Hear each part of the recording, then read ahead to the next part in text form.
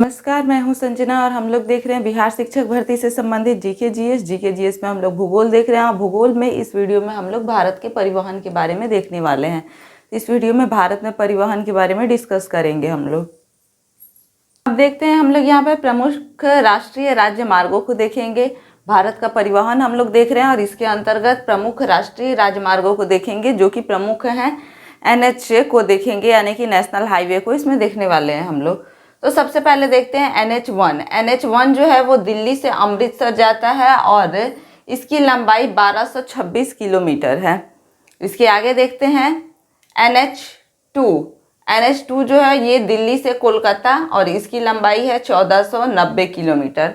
NH3 Agra से मुंबई जाता है।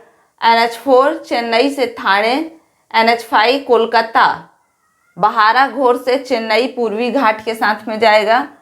NH6 कोलकाता से मुंबई, ये दूसरा सबसे बड़ा राष्ट्रीय राजमार्ग है। NH7 वाराणसी से कन्याकुमारी, ये सर्वाधिक लंबा है। और यहाँ पर देखेंगे NH8 जो कि दिल्ली से मुंबई जाता है राजस्थान गुजरात के रास्ते से होकर के।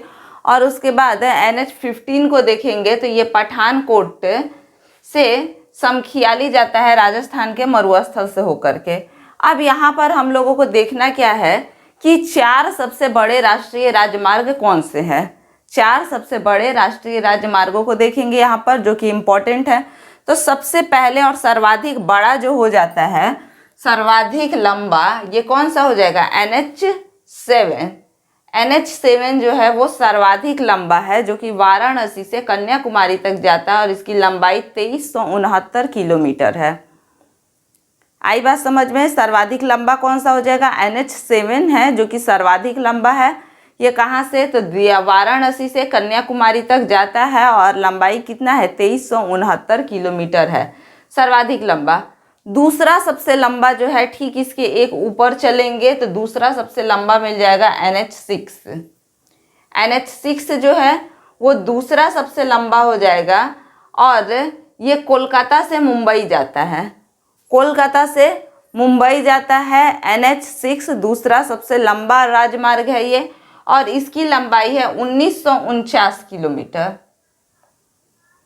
तीसरा सबसे लंबा जो है वो इसके एक ऊपर जाएंगे तो मिल जाएगा तीसरा सबसे लंबा NH5 जो कि कोलकाता से चेन्नई जाता है। कहाँ जाता है? कोलकाता से चेन्नई।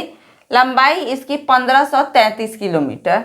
तो सबसे बड़ा NH7, उससे छोटा तो एक छोटा चले जाएंगे NH6, फिर उससे छोटा NH5 हो जाएगा और फिर उससे छोटा जो हो जाएगा तो 5 में 10 ऐड कर देंगे तो NH15 जो हो जाएगा वो उससे छोटा हो जाएगा। पठानकोट से समखियाली राजस्थान के मरुस्थल के रास्ते से होकर के 1526 किलोमीटर इसकी लंबाई है।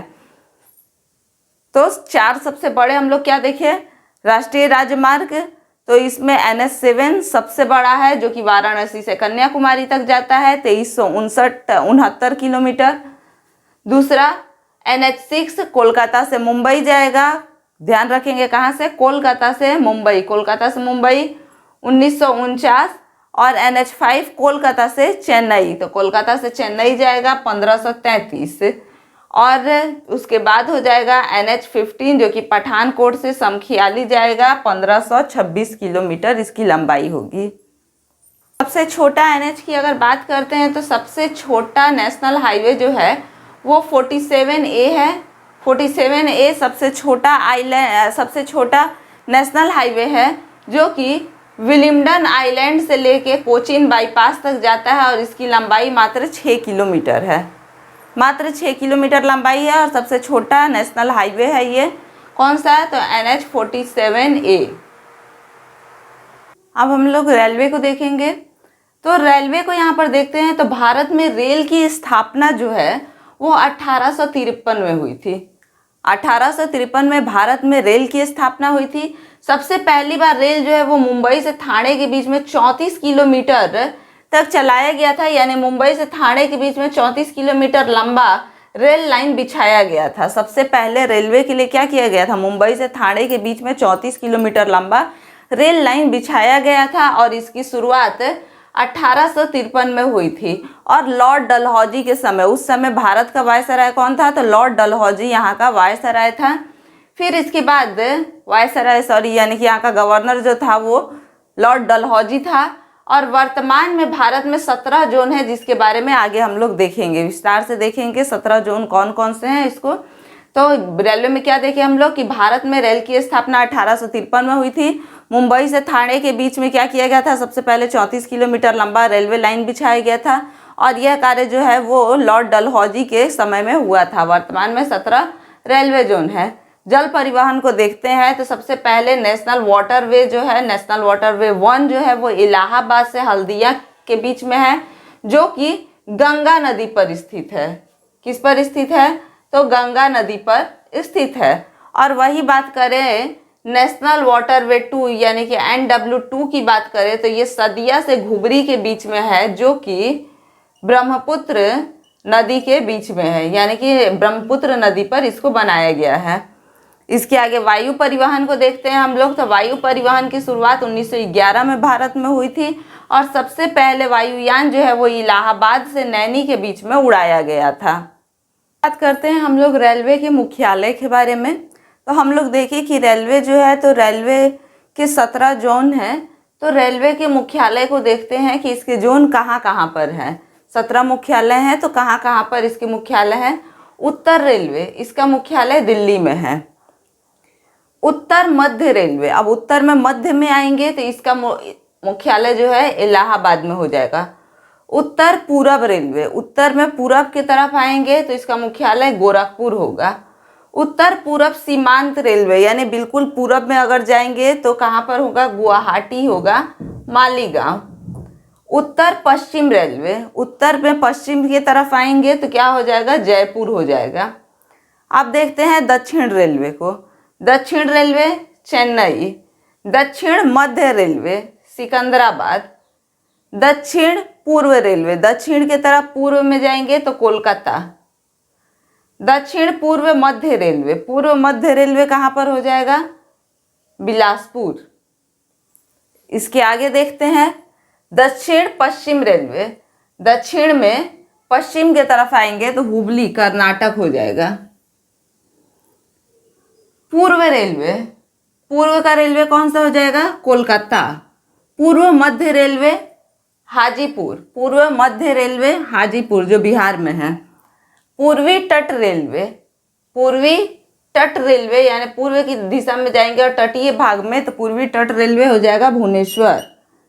पश्चिम रेलवे, पश्चिम रेलवे मुंबई में हो जाएगा। पश्चिम मध्य रेलवे जबलपुर। पश्चिम मध्य रेलवे फिर से एक बार मुंबई। और कोलकाता मेट्रो का मुख्यालय हो जाएगा कोलकाता।